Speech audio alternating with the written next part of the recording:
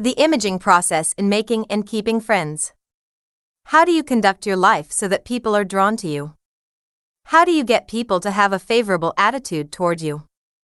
How do you persuade people to love you or, perhaps just as important, like you? These are important questions for every one of us. William James, the great psychologist, said that one of the deepest drives in human nature is the desire to be appreciated, which is just another way of saying that everyone wants to be liked. We all have this desire, and yet you know as well as I do that some people have more success in this area than others. These people seem to win friends easily and readily. They are popular. They are considered attractive, or charming, or helpful, or likable. People in trouble turn to them. Even their in-laws like them. But there are other individuals who are not like that. Something seems to block them off from other people. And other people from them. They don't attract, they repel. And this is often a sad and painful thing, because they feel isolated and friendless without quite knowing why. I was giving a talk not long ago at a convention of men who were executives in the automotive industry. At the luncheon preceding my speech, I was seated at a table with several men. One was a man of considerable intellectual brilliance. His mind was sharp and perceptive, his conversation incisive and stimulating.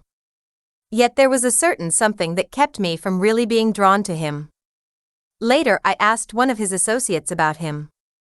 "Poor Bill," the associate said. "He is without question one of the most able men I've ever done business with. But not long ago he came to me and said, 'Charlie, would you please tell me something? Why is it people don't like me? I seem to get just so close to them and then a barrier goes up that I cannot penetrate. What is the trouble?' 'And what did you tell him?' I asked. He was silent for a moment. 'I really didn't tell him anything,' he said at last, 'because I didn't know how. But did you happen to notice those 2 scholastic achievement keys hanging from his watch chain?' I think somehow, unconsciously perhaps, Bill projects the impression that he considers himself superior to the person he's dealing with. It is a very subtle thing, but it is there. Instead of saying, 'I care about you,' something in his manner says, 'I think I'm a little smarter than you.' And maybe he is. But all the same, it turns people off. 'You should have told him what you just told me,' I commented.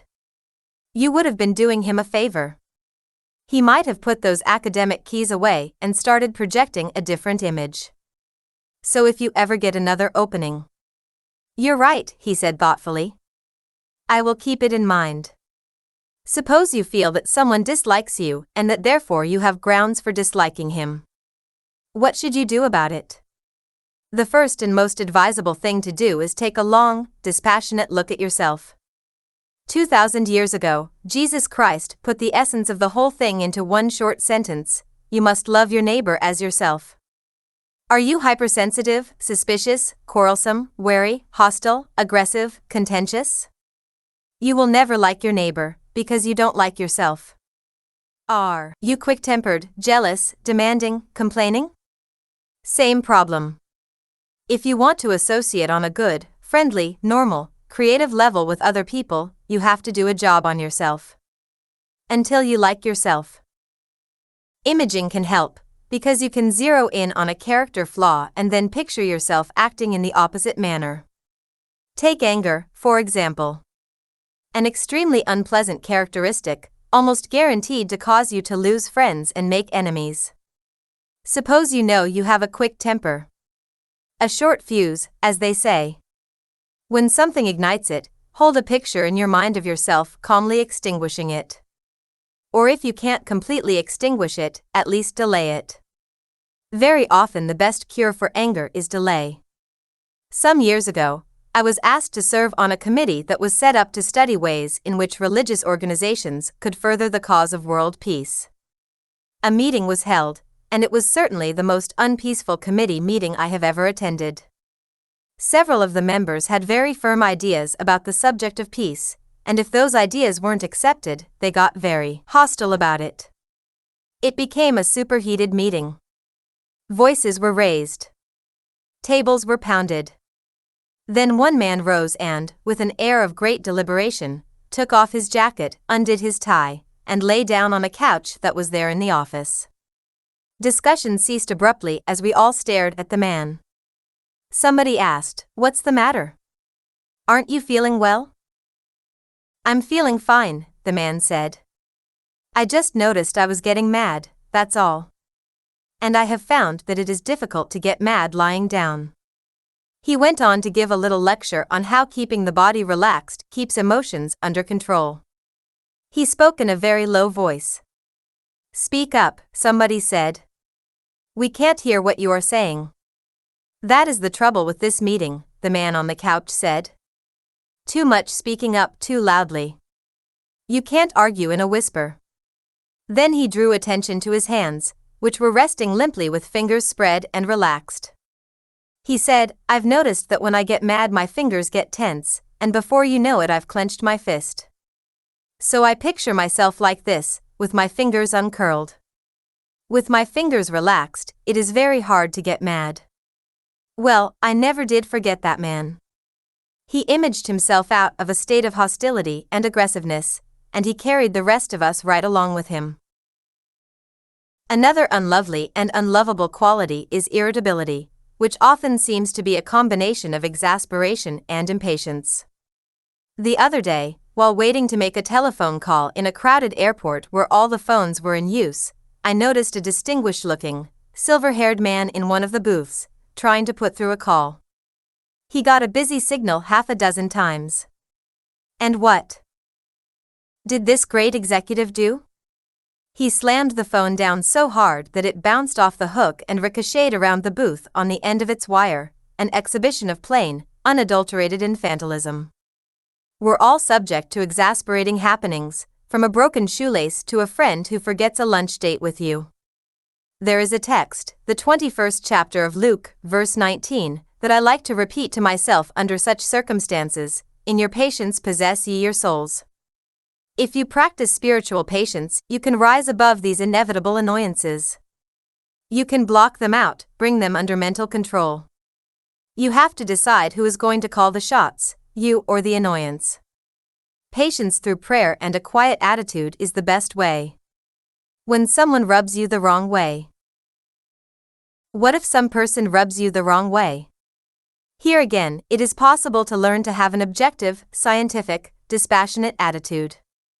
If you practice the two principles of spiritual patience and objective observation when someone does something to annoy you, you are not going to become irritated or angry.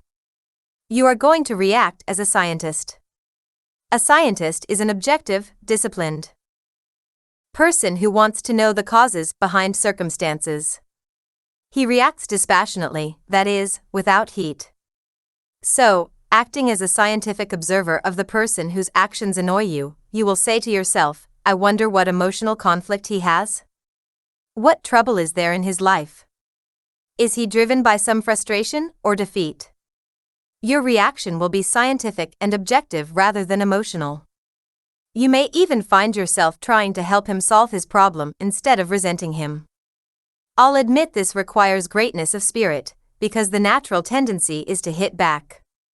But it is a wonderfully satisfying experience when you have learned to study another person objectively and thereby avoid personal resentment.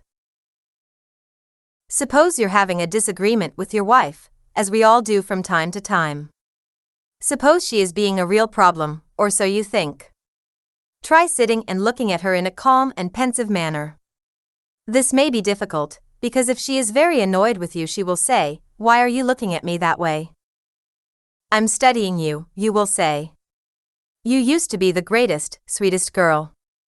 You were always so kind to me, and I loved you for it. Now you are upset and irritable, and I'm wondering why. Maybe it is my fault. Perhaps I'm just no good." Do you know what she will do? She will start to defend you against yourself. "You're all right and I love you," she will firmly declare. So there you are, the situation has been eased. You have dealt with her on a basis of spiritual psychology instead of simply reacting emotionally to her emotional state. You will find that this principle holds true in dealing with your children, your business associates, and your friends in general. I will study this person objectively, you say to yourself when conflicts or difficulties arise. He has a soul, so I will treat him spiritually. You can get along with almost anybody, peacefully and without irritation, if you will refuse to be hurt and if you will look at the other person from a dispassionate and scientific point of view. A visitor once asked Robert E. Lee, the great Confederate leader, what he thought of a certain individual. "I think he is a very fine gentleman," Lee replied. "He goes around saying some very uncomplimentary things about you," the visitor told the general. "What do you think of that?" "You didn't ask me what he thought of me," Lee replied calmly. "You asked me what I thought of him." The great general was too big to stoop to pettiness. That is why even his adversaries admired and respected him. Love your enemies. Jesus Christ told us. Bless them, pray for them. Matthew 5 verse 44. It sounds hard. It is hard. But if you can bring yourself to do it, it will banish hate and anger from your heart and often turn an enemy into a friend. Christ is really telling us to let go of ill will, to image a reconciliation taking place. If you can force yourself to do this, the rewards are very great. I remember a big, rough, tough, aggressive businessman who came to me after church services one day and said he wanted to acquire the spiritual power I had been preaching about.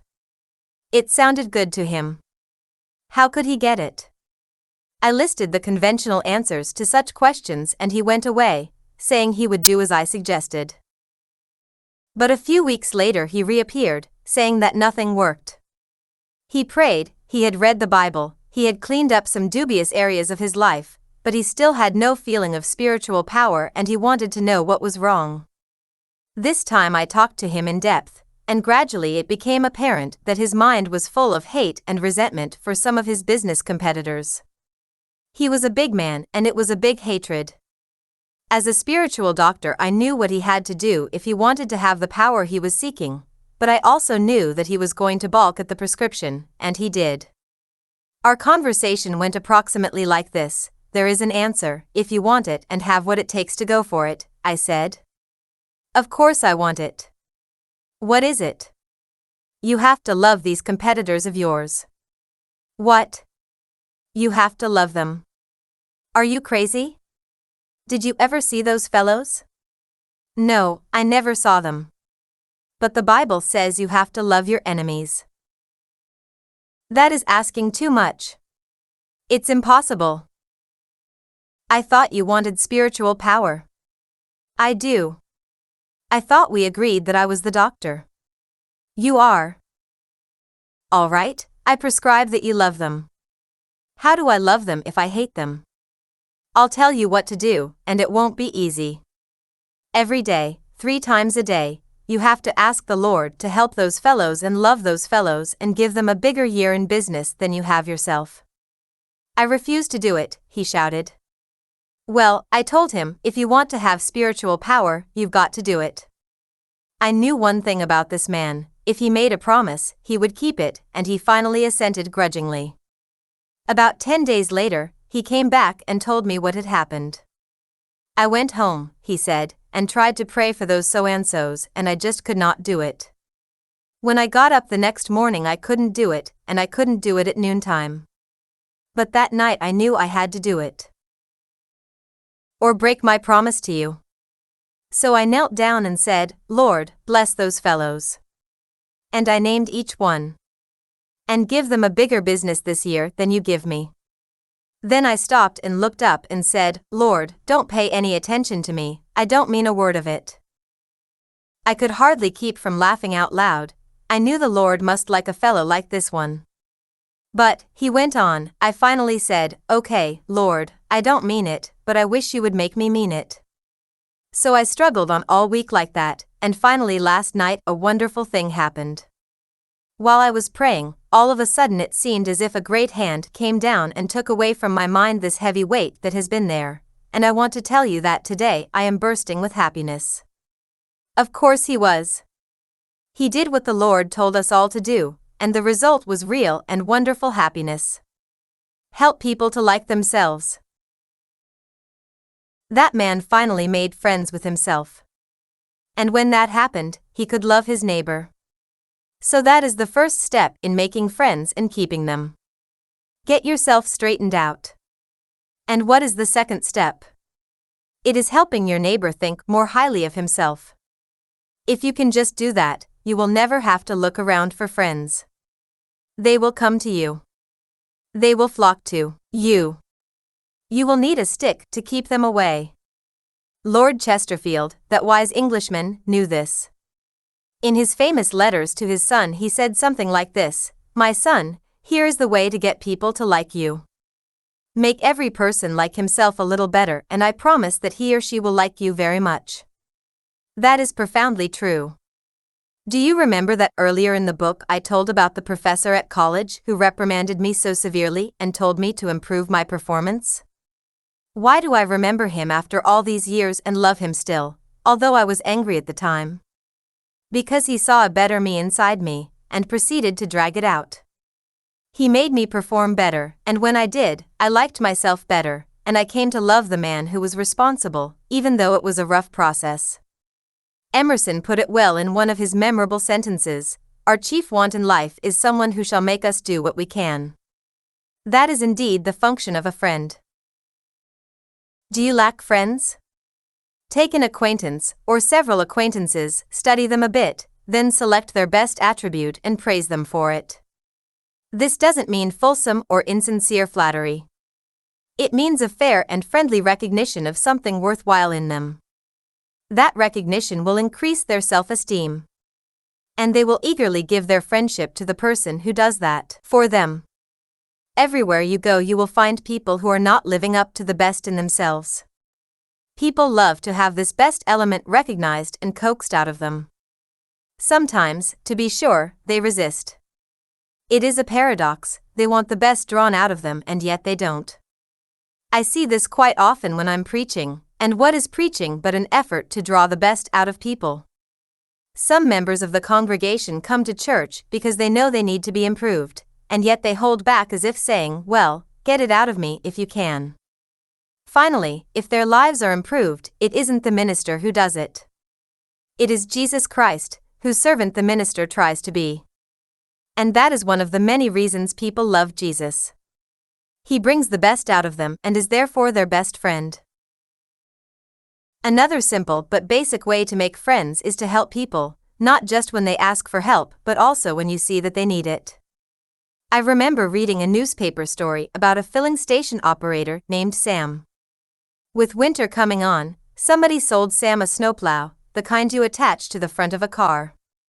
When the first heavy snow came, he used it to clear the snow away from his gas pumps. It took only a few minutes. He looked across the street and saw a man's driveway all snowed in. The man was vainly trying to get his car out. Sam went over and cleaned his driveway.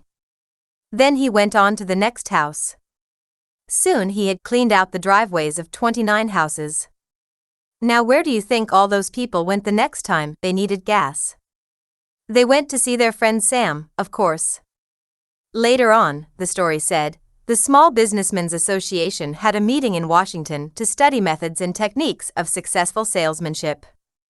They had heard about Sam, for by this time he was cleaning the driveways of several hundred homes each winter. Not only that, but anyone in the community who had a problem or wanted an errand done would call on Sam because he would take on anything from babysitting to delivering groceries to shut-ins. The Small Businessmen's Association heard that Sam was selling more gasoline than anyone in his area, so they asked him to come and give his magic formula. Sam, to their astonishment, simply told them he got his formula out of the Bible, where it says, "Love one another," John 15 verse 17. Indeed, that is the most practical, sensible, hard-headed advice in this world. Businessmen used to come around and complain to me about Christianity's being theoretical. It is theoretical, all right. It is the soundest kind of theory, because it works. I promise you that any business run by people who love their employees and love the people they serve, and who treat them all with loving kindness, will have black figures, not red ones, in its ledgers. It is a law as inexorable as the law of gravity. So there are really 4 steps you must take if you want to make friends and keep them. First, you must examine yourself and get rid of the characteristics that alienate other people. Second, you must make a conscious and deliberate effort to help other people find greater self-esteem. Third, you must go to their aid and assist them over the rough spots in the road of life.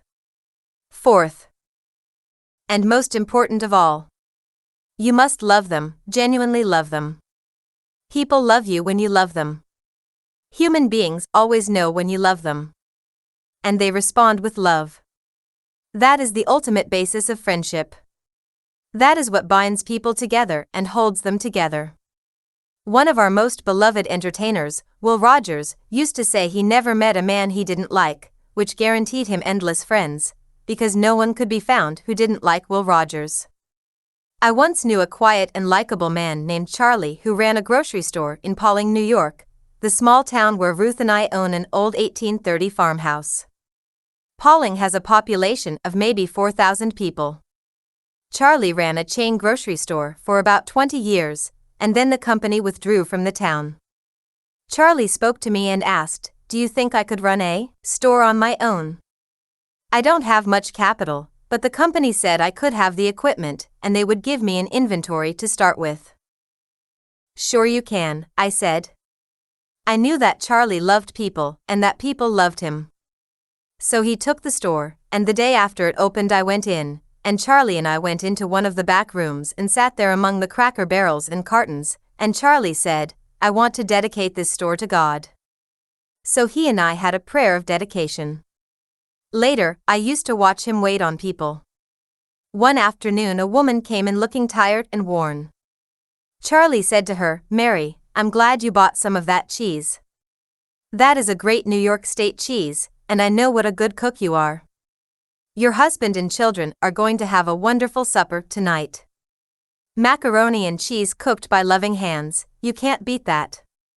The woman stood up straighter and a wonderful smile came over her face. She picked up her groceries and went out, strengthened by the knowledge that the man who had sold them to her was interested in her as a person. A year or two later one of those big, modern supermarkets opened up only a short distance from Charlie's little store. He asked me, "Do you think I can survive the competition from this big, new supermarket?" I said, "Just go on loving people, Charlie. You'll be all right." Well, he was. And when Charlie finally died, his was one of the biggest funerals Pawling ever saw. It seemed as though the whole town turned out to pay tribute to a quiet grocer who loved his fellow human beings. Never forget it. The way to friendship and the way to happiness is through the wisdom of the wisest man who ever lived, the man who said, "A new commandment I give unto you, that ye love one another." John 13 verse 34. Follow that principle and you will find fulfillment for one of the deepest needs of human nature, the desire to be esteemed and liked and loved.